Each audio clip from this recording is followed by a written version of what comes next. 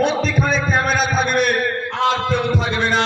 আমি প্রমাণ করে দেব পশ্চিম বাংলার মানুষের 1947 থেকে 2011-তে যতটা ক্ষতি করেছে এই মমতা ব্যানার্জি 2011 থেকে 2025 সব থেকে বেশি ক্ষতি মুসলমানদের করেছে, দলিতদের করেছে, আদিবাসীদের করেছে এই মমতা ব্যানার্জি। পশ্চিম বাংলার শিক্ষিত যুবকদের করেছে, এটা আমি প্রমাণ করে দেবো। আর আমি যদি না প্রমাণ করাতে পারি, আমাকে যদি তৃণমূলের ঝান্ডাটা ধরাতে পারে মমতা ব্যানার্জি, আমি হাসতে হাসতে ধরে নেব। আমি যদি ভুল হয় আর মমতা ব্যানার্জি যদি ভুল হয়ে যায়, আমাদের ঝান্ডা আমি ধরাবো না, বলবো আমি আপনার বাংলার মানুষকে এবার নিস্তার দিন, আপনি একটু অবদান দিন। হবে চ্যালেঞ্জ গ্রহণ করুন, আমি পদে পদে বুঝিয়ে দেব প্রত্যেকটা কথায় কোথায় কোথায় মিথ্যে কথা বলছে। আমি প্রত্যেকটা অ্যাঙ্গেলে আমি ধরে দেখিয়ে দেবো যে আপনি পশ্চিম বাংলার মানুষের সাথে দ্বিচারিতা করেছেন, আপনি আদিবাসীদের ভালোবাসার কথা বলছেন।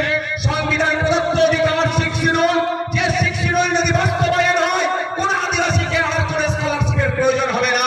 আদিবাসী ভাইরা মাথা তুলে বাঁচতে পারবে, মেন স্ট্রিমে থাকতে পারবে, তাদের উন্নয়ন হবে, তাদের শিক্ষা প্রতিষ্ঠান বানাতে পারবে, তারা স্বাস্থ্য কেন্দ্র বানাতে পারবে, তাদের জয়জয়কার হয়ে যাবে। সংবিধান সেই অধিকার আদিবাসীদেরকে দিয়েছে। 6 শিডিউল মমতা ব্যানার্জি আদিবাসীদেরকে ভালোবাসিল, পূর্ণাঙ্গ রূপে 6 শিডিউলের বাস্তবায়ন করছে না। এই ভালোবাসার প্রয়োজন নাই। মমতা ব্যানার্জি মুসলমানদের ভালোবাসছে, কিন্তু শিক্ষাতে দেখুন, স্বাস্থ্যে দেখুন, কর্মসংস্থানে দেখুন, মুসলমানদের খুঁজে পাওয়া যাচ্ছে না। এই ভালোবাসা মমতা ব্যানার্জির আমার প্রয়োজন নাই। মমতা ব্যানার্জি শিক্ষকদের ভালোবাসছে, কিন্তু সরকারি শিক্ষকরা কেন্দ্রীয় সমাহারে দিয়ে পাচ্ছে না। এই ভালোবাসা আমার দরকার নাই। মমতা ব্যানার্জি পুলিশদেরকে নাকি খুব ভালোবাসছে, কিন্তু পুলিশদের হকে দিয়ে তাদেরকে বুঝিয়ে দিচ্ছে না। একটা পুলিশ 8 ঘন্টার বেশি কেন ডিউটি করবে? সরকারি কর্মচারী 8 ঘন্টার বেশি ডিউটি করে না। একটা পুলিশকে 14 ঘন্টা 15 ঘন্টা কেন ডিউটি করতে হচ্ছে? এই আমার ভালোবাসার প্রয়োজন নাই। তাই বন্ধুগণ, এই মমতা ব্যানার্জি পশ্চিম বাংলার মানুষের সাথে দ্বিচারিতা করছে। আর এই দ্বিচারিতা যাতে না ধরতে পারে, এই দ্বিচারিতা থাকার পরেও যাতে না আপনি অন্য জায়গায় অপশন থাকে, সেই জন্য মমতা ব্যানার্জি বিজেপিকে ডেকে নিয়েছে, আপনার সামনে দাঁড় করিয়ে দিচ্ছে। আমরা যখন রাজনৈতিক ভাবে মমতা ব্যানার্জির এই দ্বিচারিতা, বিজেপির এই সাম্প্রদায়িকতার বিরুদ্ধে কথা বলছি, এদের অন্যায়ের বিরুদ্ধে যখন আমরা দাঁড়িয়ে আছি, তখন আমাদেরকে ভুল বোঝানোর জন্য, আমাদের সম্পর্কে মিথ্যাচার করার জন্য বলা হচ্ছে যে আইএসএফ নাকি ভোট কেটে বিজেপিকে নিয়ে আসবে। এটার ওষুধ আমি আজকে দিয়ে যেতে চাই, শুনবেন আপনারা? আরেকবার হাত তুলুন যারা শুনতে চাইছেন, দূরে যারা শুনতে চাইছেন হাত তুলুন তো।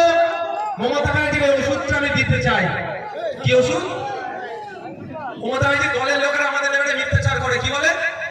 ভোট কেটে নাকি বিজেপিকে নিয়ে আসবে। আমি আপনাদের এখানে বসিরহাট উত্তর বিধানসভায় এসে আমি কথা দিয়ে যাচ্ছি, মমতা ব্যানার্জিকে রেডি করুন। যেটা আব্বাস সিদ্দিকী রেডি আছে, একটা এগ্রিমেন্ট পেপারে সই হবে। সইটা কি হবে একটু দাঁড়ান, শুনে নিন আগে, তারপরে চালিয়ে দেবেন। একটা সই হবে, লিখবে আব্বাস সিদ্দিকী, যেখানে যেখানে আইএসএফ প্রার্থী দেবে, যদি ওখানে ভোট কেটে বিজেপি আছে, তৃণমূল তথা মমতা ব্যানার্জি যা শাস্তি দেবে নওশাদ সিদ্দিকী মাথা পেতে মেনে নেবে। আর ওখানে মমতা ব্যানার্জিকে লিখতে হবে, তৃণমূল যেখানে যেখানে প্রার্থী দেবে, যদি ভোট কেটে বিজেপি আসে, তাহলে আইএসএফ যা শাস্তি দেবে তৃণমূলকে মাথা পেতে মেনে নিতে হবে। ও তুমকে দুশ্মনীকে মানি, তাহলে প্রকৃত অর্থে বিজেপিকে রুখতে চাইবে, প্রমাণ হয়ে যাবে। তৃণমূলের যদি সেই দমটা থাকে, সত্যিকারের অর্থে যদি তৃণমূল বিজেপিকে হারাতে চায়, চলুন আসুন এগ্রিমেন্টে সই করুন। তাহলে আমরা জীবন দিয়ে বিজেপিকে যেমন আটকানোর চেষ্টা করছি, আরো আটকানোর চেষ্টা করব। বিজেপিকে কোনো মতেই বাংলায় আসতে আমরা দেব না। আপনাদের কি মনে হয় তৃণমূল সই করবে? আমি আপনাদের বলছি সই করবে না। কেন? যদি বিজেপিকে আটকাতে চাই, ভাই ভাইকে তাহলে গ্যারেজ করে দেবে তো। এমন কোন জায়গা নেই যে এরা দুর্নীতি করেনি। করতে করতে মৃত মানুষের চোখটাকেও এরা চুরি করে নিল।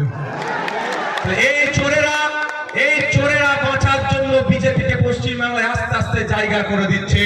এই চোরেদের যদি সাহস থাকে, চোর বলেই বলছি এদেরকে চোর বলেই বলছি, যদি এদের সাহস থাকে এগ্রিমেন্টে আসুক, আইএসএফ একদিকে সই করবে, উল্টো দিকে তৃণমূলকে সই করবে, তাহলে দেখা যাক দুধকে দুধ পানিকে পানি হয়ে যাবে। আমরা যদি বিজেপির কাছ থেকে টাকা নিয়ে বিজেপিকে সুবিধা করতে চাই, তাহলে আর সই করবো না। আর কেউ যদি বিজেপির হাত থেকে বাঁচার জন্য, ভাই ভাই বোর হাতে জেল থেকে বাঁচানোর জন্য নয় সই করে তাহলে হ্যাঁ মানে আজকের পর থেকে যদি তৃণমূলের বন্ধুরা বলে যে বিজেপি সুবিধা করে দেবে আইএসএফ, তাহলে কি বলবেন আপনারা? অত কথা বলে লাভ নাই, চলো মমতা ব্যানার্জিকে তুমি রেডি করো, এদিকে আমাদের বড় ভাইজান রেডি আছে, সই করুক। তখন বলবে পেনে কালি নাই। হ্যাঁ কি বলবে তখন? পেনে কালি নাই। তাই আপনাদের বলবো, ভাঙর যে আশা দেখিয়েছে আজকে রাজ্যের মানুষ সেটাকে গ্রহণ করেছে। আপনাদেরকে কে আসছে কে যাচ্ছে দেখার দরকার নাই। এখানে এসে আমি বলে যাই, বসিরহাট উত্তর বিধানসভায় 2026 সালে আমরা লড়াই করব। 2021-এ আপনারা বিজেপি আসবে বলে অনেকে ভোট দেননি, ভালোবাসার মানুষ। এখন আর বিজেপি আর তৃণমূল আলাদা মনে হয় আপনাদের? আলাদা মনে হয়? এরা একে অপরের পরিপূরক। যদি বিজেপি তৃণমূল আলাদা হতো, এতক্ষণ শুভেন্দু বাবুকে ধরে জেলের মধ্যে রেখে দিত। শুভেন্দু বাবু যেভাবে বাংলার সম্প্রীতি, বাংলার হিন্দু মুসলমানের মধ্যে যে ঐক্য আছে বিনষ্ট করার জন্য যে ভাষায় কথা বলছে, শুভেন্দু বাবুকে ধরে জেলের মধ্যে রাখা দরকার। তা না করে ছেড়ে রেখেছে, হিংসা ছড়াচ্ছে। তাই আপনাদের বলবো, ওসব বিজেপির ফাঁদে আমরা পড়বো না। 2026 সাল আসছে, বিজেপিকে হারাতে হবে, তৃণমূলকে হারাতে হবে, নতুন সরকার গঠন করতে হবে। যে সরকার শিক্ষার আমূল পরিবর্তন করবে, যে সরকার আসার সাথে সাথে আপনাদের কথা দিয়ে যায়, পিজিতে আর যেতে হবে না, এনআরএসে আর যেতে হবে না, আর্চি করে যেতে হবে না, প্রতিটা জেলায় প্রতি বছর একটা করে আর্চি কর পিজি এনআরএস তৈরি করবে। এই সরকার আপনারা চান না? এখান থেকে রুগীকে ছুটে কলকাতা নিয়ে যেতে হবে। কোনটা চান আপনারা মায়েরা? কলকাতার মধ্যে পিজি হসপিটাল আপনাদের জেলায় চাই না কলকাতায় ছুটে যেতে চান? কোনটা চান? যদি আপনাদের জেলায় চান, যদি ঝাড়গ্রাম জেলায় চাই পিজি, এবং মুর্শিদাবাদে পিজি তৈরি হবে, নদিয়াতে পিজি তৈরি হবে, বীরভূমে তৈরি হবে, উত্তর দিনাজপুরে তৈরি হবে, দক্ষিণ দিনাজপুরে তৈরি হবে, দার্জিলিং এ তৈরি হবে, কালিম্পংয়ে তৈরি হবে, প্রতিটা জেলায় প্রতি বছরে একটা করে পিজি হসপিটাল তৈরি করবো আমরা, যদি আপনারা আমাদের সুযোগ দেন। চিকিৎসা পরিষেবা নেওয়ার জন্য কলকাতায় ছুটে যেতে হবে না। আর একটা কথা দিয়ে যাচ্ছি, 2026 সাল আসছে, বেকারত্বের দিকে মানুষ এগিয়ে যাচ্ছে। আজকে দিনের স্বপ্ন দেখিয়েছিল মোদিজি, কিন্তু বিগত 45 বছরে সারা ভারতবর্ষে যত না বেকারত্বের সংখ্যা ছিল, এই এখন সেই বেকারত্বের সংখ্যা বেড়ে যাচ্ছে। বেকারত্বের জ্বালায় আমাদের যুবক যুবতীরা চলছে, অনেকে সুসাইড করছে, অনেকে মানসিক রোগে আক্রান্ত হয়ে যাচ্ছে। আমি আপনাদের কথা দিয়ে যাই, আপনারা যদি 2026 সালে আমাদেরকে সরকারে আসতে সহযোগিতা করেন, 1 ফ্যামিলি 1 জবের ব্যবস্থা করব। প্রতিটা বাড়ি থেকে একজন সদস্যকে চাকরির ব্যবস্থা আমরা করে দেব। কোনো অসুবিধা হবে? সরকার কেমন? কিসের জন্য সরকার? আপনার দুর্দশাকে ঘোচাবে, আপনাকে একটু ভালো থাকতে দেবে, এই জন্য সরকার।